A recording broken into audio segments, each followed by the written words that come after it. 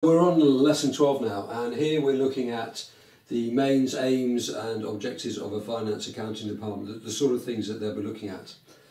Now, a finance department looks at cash flows, it looks at profitability, it will look at where you're going to be raising your money, the capital structure, and also the targets for investment.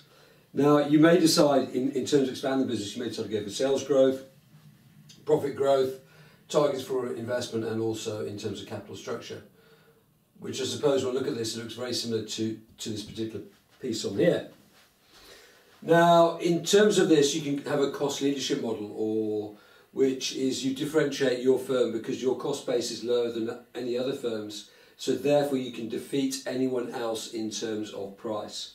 Now, that is called minimising costs, and that is a differentiation, and with that you can sustain a competitive advantage.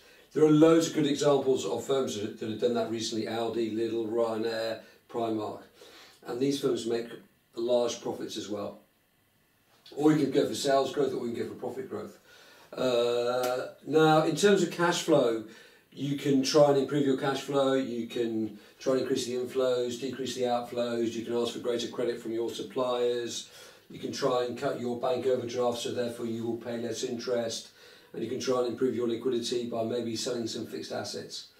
So all of these areas here, I think when you think about it really, when you're looking at the overall objectives, it's all about increasing profitability and also cash flow, and where are you going to get your money. So you can set objectives in those particular areas. Thank you.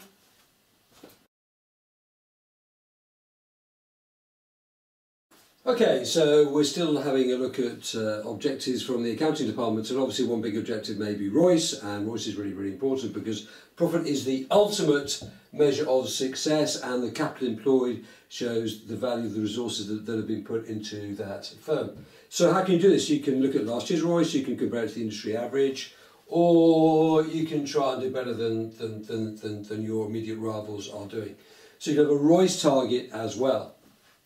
On top of that, we're looking at the capital structure targets, which is how you finance your firm. How much debt are you willing to take on? How much do you want to raise from shareholders? Firms will have different attitudes to debt.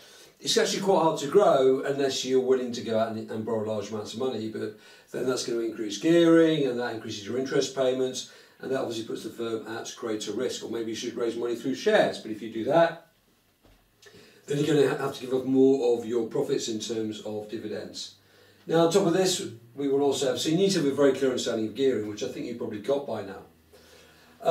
Loans can also improve liquidity. If you take out some long-term loans, that's going to give you more cash into the business, and if you haven't got enough liquidity, we all know therefore the business could in fact go under. There are a number of different shareholder targets. You get a high dividend per share, high dividend yield, you can increase the share price, you can have a high earnings per share.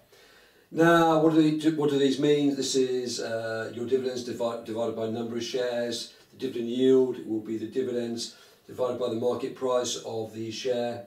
You're also trying to increase the share price, and high earnings per share, which is you can divide your profit by the amount of shareholders that you have, and that will give you a sign of how efficient the firm is. So these are all the different financial objectives that you can have. If you can remember the word capital structure target, that's a pretty key word in terms of all of this. Okay, thank you.